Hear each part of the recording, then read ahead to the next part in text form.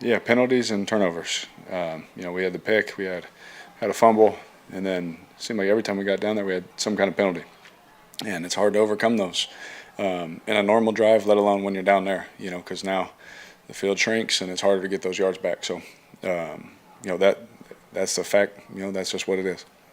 Did you get a chance to see what happened on the pick six on the tablet afterwards? Oh yeah, I know. I mean, he was playing one single high, and he left his responsibility. You don't expect him to do that. You don't plan on that for that route. I thought Sheed made a good decision, but Bates a good player, and he made a great play. And very few times have I told someone good job on a bad play, but that was one where I told him, hey, you beat me. You made a great play, and it is what it is. It sucks to have that happen.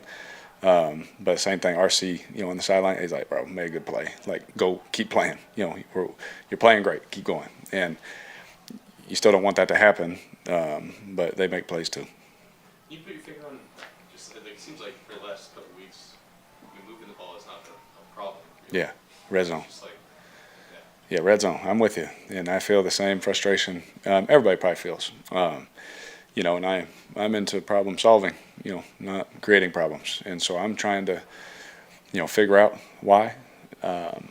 We'll look at this one real closely. Us players and coaches, we'll look at it closely. But, I understand the frustration. I understand, that we haven't met the expectation yet of what we can be and what we've shown to be at times. As a team, I'm saying. But one of those areas for us as an offense is the red zone where, we'll have good days, we'll have some good plays, and all of a sudden we have a day like today where, today I think the penalties really hurt, pushing us back, obviously, and the 2 turnovers, which is something I take a lot of pride in not doing, and I know Taysom, we count on him, all the time, and we're going to continue to count on him, and it happens. It's part of the game. It sucks that it all happened in one time, in one game, but it's fact. But I'm not going to be frustrated anymore. I'm going to be positive. I've seen when a team has battled and gone through a lot of things, and still made the playoffs. And what did it was us coming together. Everyone on the outside, wanted this and wanted that, and thought this and thought that. But I'm telling you, man, if we can come together and keep pushing, keep working, we played our best football the last 5 weeks of that year, and we made it to the playoffs. And that's what we have to do as a team, and that's what I share with the guys. But if you come in with the long face and no one on Twitter likes you right now and all that kind of stuff, then this is the wrong business, and this is going to be the wrong month and a half for you. This right here. We're going to find out what guys are made of with their work ethic and how they want to come to work, because we still have everything that we want to do, but we need. And we will correct certain things when we take a look at it tomorrow. You had a strong connection with Chris there in the first half. Just how hard was it losing him and Shaheed in the same game? I mean, it's tough, but at the end of the day, I always say nobody cares, We care about them. We care about their injuries. And I'm just so proud of the relationships that we've built and, the things that we're doing better on the field together. So when that went down, it's like, dang, something else happened, So it's a little frustrating. But at the end of the day, nobody cares, man. Our guys came in, and I thought, the young guys and, guys that maybe don't play as much, they came in and they did their best and made some plays for us. It wasn't perfect, but gave us a chance. They gave us a chance and competed their tail off. So I was proud of them for that. But I was really excited about, the game plan and what we had for Chris today and Rasheed, and it's a shame that they both went down early. Dennis told us that on that third down play, the AT, he just thought he false started. Yeah. So on that specific type of play, it's basically catch and go, throw into his front. Yeah, I saw him kind of stutter, and so I thought he was doing his release. Yeah. And the one-on-one is outside to him. They doubled inside, and so I was working outside to him, and I didn't know what he said because they were over there, but apparently he thought he false started. And as soon as I let it go, I kind of looked to the sideline. I thought there was going to be a whistle or a flag, but I think he just thought he jumped. After just getting the chance to self-scout last week and kind of identifying a lot of issues, some of those same issues crop up again today, you think, or did you correct some things? Or I thought we corrected some things, honestly. I thought third downs, no, we didn't hit them all, but I thought we were better. I thought we hit some big third downs. Even when we got behind the sticks, I thought we got some chunks back to help put us back in a chance or give us a chance to get a first down again in the red zone. I thought that we ran the ball, in certain areas under center really well, which helped some play action plays open up big time for us, especially in the first half. So I thought there were some things that we did better. But like every game, there's going to be things you can point at 3 or 4 things that we didn't do that good, But for sure, I don't think moving the ball has been an issue for us. I think that we really have moved it well. Situational football is where we've failed, and I thought we were better on third down. I don't know the number. I felt like we hit more of them. I thought we protected well, but the red zone creeped up today for sure. I mean, that was as bad as it gets. And then when you were talking about just like kind of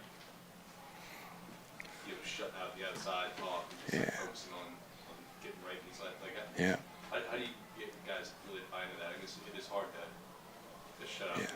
Well, I would say it's harder nowadays than it was 8, 9 years ago, 10 years ago. Thank goodness I came from a time that stuff was just new and it didn't really matter, and the only thing you care about is, going home, making sure you're a good husband and a good dad, and now guys have come from high school and college and all that's the world that they come from, and so it's a challenge, because everyone cares about what somebody thinks, everybody cares, you get a tweet or you get this kind of stuff, and just as an older player, as a leader, you just try and encourage them, man, that the people in this room are the ones that matter. We love you, and I think that we have a good group of guys that is preaching that same thing and putting their arms around guys that they know they could have done this or could have done that, and you put your arm around them and be like, look, bro, none of that stuff matters.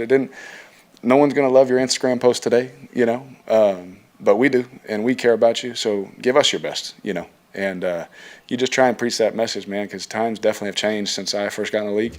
We weren't even talking about this stuff, but now it's a real thing that you deal with, but I think we have I think you agree. We got some great guys in that locker room and in certain spots that can help with that and try and be positive, because in our building we're going to be positive, man. We're going to be positive. We're going to work. We're going to challenge the heck out of each other, these last 6 or so weeks.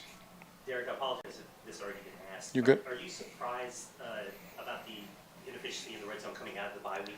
Yeah, and I think we were running good plays, and then we'd get hurt with a penalty. We talked about the interception.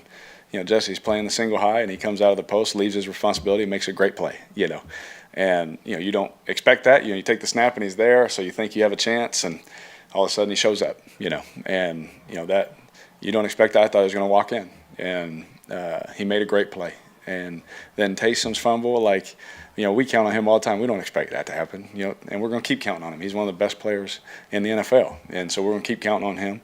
But I really thought we were running good plays, I just think the penalties, and I don't know exactly what those were, off the top of my head. I know the holdings and the stuff on the side and all that, but I didn't see them firsthand, and I'm not going to comment on them, ever. But it hurt us, and so I don't think it was oh gosh, what do we do?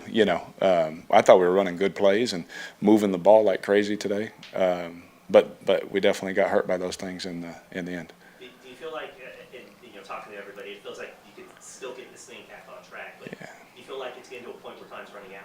Well, yeah, I mean, we're just running out of games, we are. That's a fact. But what we need to do, and what Who Dat Nation can do for us, is just keep encouraging our guys, man. We're going to come home, we're going to go on the road, and when we come home, we're going to need them. We're all in this thing together, man, and we are going to work like crazy to make it right. We really are. We're going to give it our best. It hasn't happened at the same time yet, but if and when it does, it's going to be a beautiful thing. And so I'm not going to stop working. I know our guys aren't going to stop working, but we need everybody. We need everybody. Trust me, we're very frustrated too. Especially I hate losing, and so.